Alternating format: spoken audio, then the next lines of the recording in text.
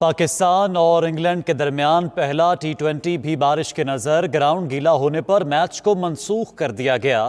بارش کے باعث میچ کی ایک اننگز بھی مکمل نہ ہو سکی۔ انگلینڈ نے 16.1 اوورز میں 6 وکٹوں پر 131 رنز بنائے۔ بیٹن نے 72 رنز کی اننگز کھیلی۔ ڈیوڈ میلان 23 رنز بنا کر آؤٹ ہوئے۔ عماد وسیم اور شاداب خان نے 2-2، افتخار احمد نے ایک کھلاڑی کو آؤٹ کیا۔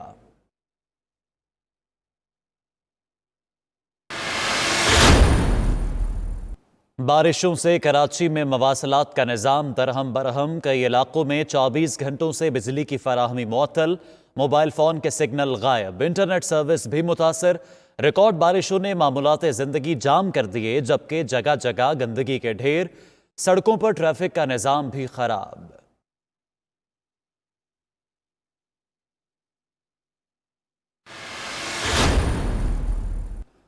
آج سے سندھ اور بلوچستان میں مزید بارشوں کی پیش گوئی۔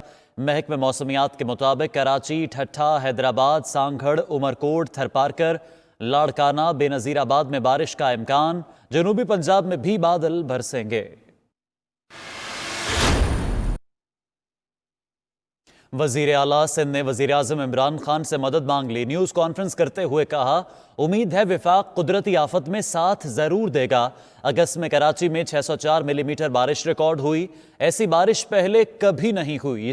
وزیر اعلیٰ سندھ کا شہر کے مختلف علاقوں کا دورہ۔ مراد علی شاہ سے بلاول بھٹو کا رابطہ، امدادی کام تیز کرنے کی ہدایت۔ وزیر اعظم کی کراچی میں ریلیف آپریشن تیز کرنے کی ہدایت۔ بولے ریسکیو اور ریلیف آپریشن کی نگرانی کر رہے ہیں۔ گورنر سندھ اور چیئرمین NDMA سے رابطے میں ہیں۔ وزیر اعظم کی زیر صدارت اہم اجلاس۔ کراچی میں وفاق کے ترقیاتی منصوبوں پر پیش رفت کا جائزہ لیا۔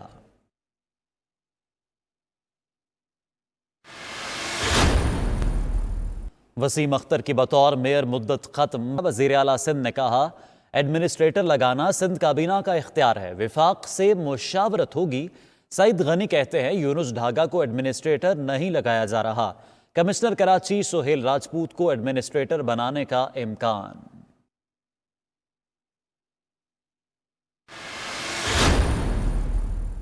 بلدیاتی نمائندے 30 اگست تک اپنے عہدوں پر برقرار رہیں گے۔ وزیر بلدیات سندھ ناصر حسین شاہ کہتے ہیں، بلدیاتی نمائندوں کی مدت مکمل ہونے کا نوٹیفیکیشن اتوار 30 اگست کو جاری کیا جائے گا۔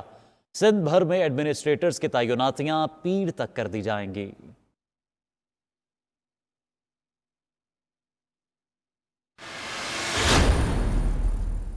کراچی میں بارش نے مضبوط مقامی نظام کی اہمیت کو اجاگر کیا۔ وزیر science and technology Fawad Chaudhry نے کہا، سیاسی جماعتوں کو سوچنے کی ضرورت ہے۔ 22 کروڑ کی آبادی کے ملک کو 1935 کے نظام کے تحت نہیں چلایا جا سکتا۔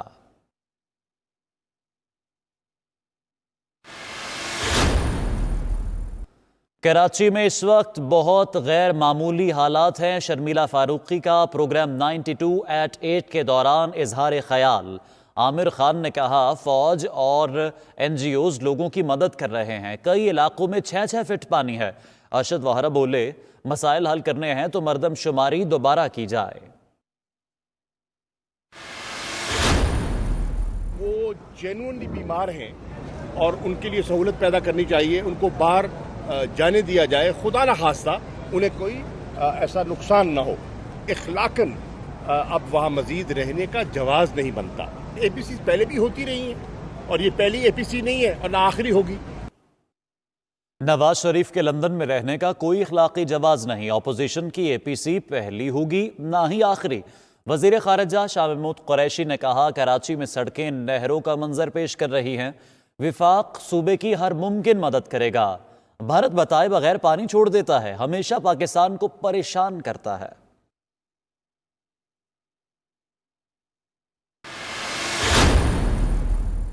وزیر اعظم کے زیر صدارت قومی رابطہ کمیٹی کا اجلاس۔ وزراء، NCOC حکام اور معاونین کی شرکت۔ محرم کے دوران حکمت عملی پر بریفنگ۔ وزیر اعظم کا جاپانی وزیر اعظم شنزو آبے کے لیے نیک خواہشات کا پیغام۔ ٹویٹر پیغام میں کہا، دونوں ممالک کے درمیان بہترین تعلقات ہیں۔ ترجمان دفتر خارجہ نے کہا، شنزو آبے کے دور میں مختلف شعبہ جات میں قابل ذکر پیش رفت ہوئی۔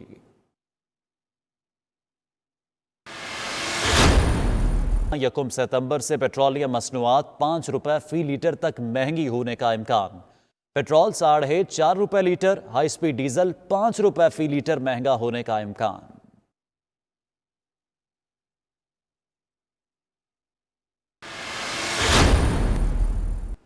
ٹرمپ کی اہلیہ میلانیا اور صاحبزادی ایوانکا میں اختلافات۔ کنونشن کے دوران ایوانکا سٹیج پر گئیں تو میلانیا نے سرد مہری دکھائی۔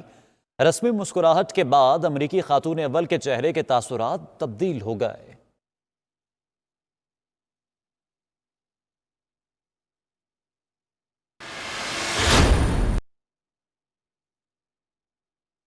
ناظرین، ملک میں صدارتی نظام کے نفاذ کے لیے سپریم کورٹ میں ایک اور درخواست دائر کر دی گئی۔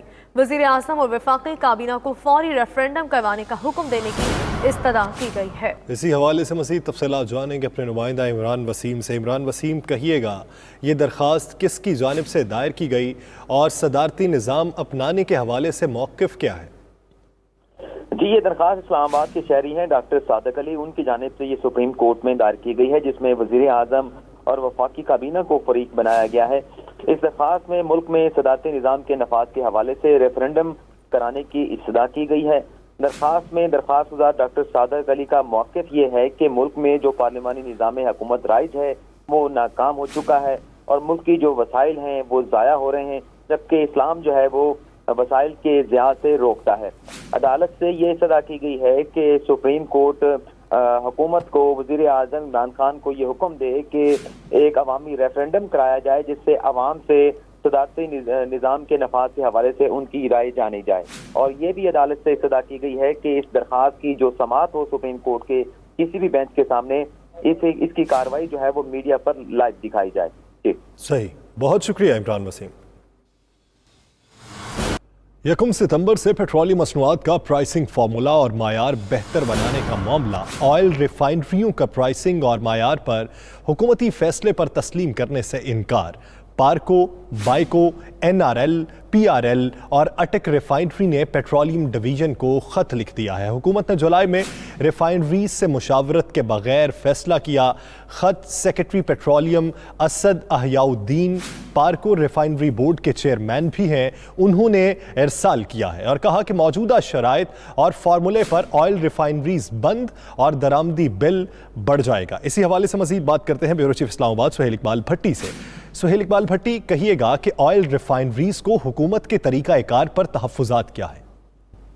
پاکستان کی تمام 5 آئل ریفائنری جس میں PARCO, Byco, N R L, P R L اور اٹک ریفائنری شامل ہے، ان کے مینیجنگ ڈائریکٹر کی جانب سے متفقہ طور کے اوپر وزارت توانائی کو خط لکھا گیا، جس میں انہوں نے یکم ستمبر سے پیٹرولیم مصنوعات کی جو پرائسنگ فارمولا ہے اور اس کے ساتھ جو معیار بہتر بنانے سے متعلق حکومت نے فیصلہ کیا تھا وہ انہوں نے تسلیم کرنے سے انکار کر دیا ہے۔ پہلا اعتراض یہ اٹھایا گیا کہ اس معاملے میں طے ہوا تھا کہ ریفائنری کے ساتھ مشاورت کر کے پرائسنگ فارمولا، شرائط و ضوابط، جرمانے کی کلوزز اور جو معیار کا معاملہ ہے وہ طے کیا جائے گا، لیکن ہم سے مشاورت نہیں کی گئی۔ اس معاملے میں حیران کن طور کے پر جہاں مشاورت کا اوپر اعتراض اٹھایا گیا ہے، سیکرٹری پیٹرولیم اسد احیاء الدین صاحب پارکو ریفائنری کے بورڈ آف ڈائریکٹر کے چیئرمین بھی ہے اور جولائی میں یہ فیصلہ ہوا تھا اور حیران کن طور کے پر انہوں نے مشاورت بھی نہیں کی۔ اس کے ساتھ انہوں نے اس خط میں یہ کہا ہے کہ جو پیٹرول پر پریمیم میں کمی ہے، اس کے بعد کم معیار کا پیٹرول فروخت کرنے پر جرمانہ ہے اور جو پلیٹس کا فارمولہ ہے انہیں قبول نہیں ہے۔ سلفر کی مقدار زیادہ ہونے سے متعلق جرمانہ جو عائد ہونا ہے وہ بھی قبول نہیں ہے۔ 91 رون یا اس سے کم رون پر مزید جرمانہ بھی عائد کرنے کی شرط قبول نہیں۔ اسی طرح یورو 5 فیول کے لیے 92 رون کی شرط بھی ختم کی جائے۔ آئل ریفائنریز نے حکومت سے یہ مطالبہ کیا ہے کہ نئی قیمتوں کا اعلان کرنے سے قبل ہنگامی اجلاس بلایا جائے اور ہماری جو مسائل ہیں حل کیے جائیں۔ ذرائع کا کہنا ہے کہ ان شرائط کے ساتھ آئل ریفائنریز کام نہیں کر سکتی اور اگر یہی شرائط رہیں تو اس کے نتیجے میں پاکستان کی آئل ریفائنریز کا بند ہونے کا خدشہ ہے، جس کے نتیجے میں حکومت کو درآمدی پیٹرولی مصنوعات کے اوپر انحصار کرنا پڑے گا۔ جی، یعنی معاملات کے حل کے لیے اجلاس بلانا ناگزیر ہے۔ بہت شکریہ سہیل اقبال بھٹی۔ ذرائع کا کہنا ہے کہ ان شرائط کے ساتھ آئل ریفائنریز کام نہیں کر سکتی اور اگر یہی شرائط رہیں تو اس کے نتیجے میں پاکستان کی آئل ریفائنریز کا بند ہونے کا خدشہ ہے، جس کے نتیجے میں حکومت کو درآمدی پیٹرولی مصنوعات کے اوپر انحصار کرنا پڑے گا۔ جی، یعنی معاملات کے حل کے لیے اجلاس بلانا ناگزیر ہے۔ بہت شکریہ سہیل اقبال بھٹی۔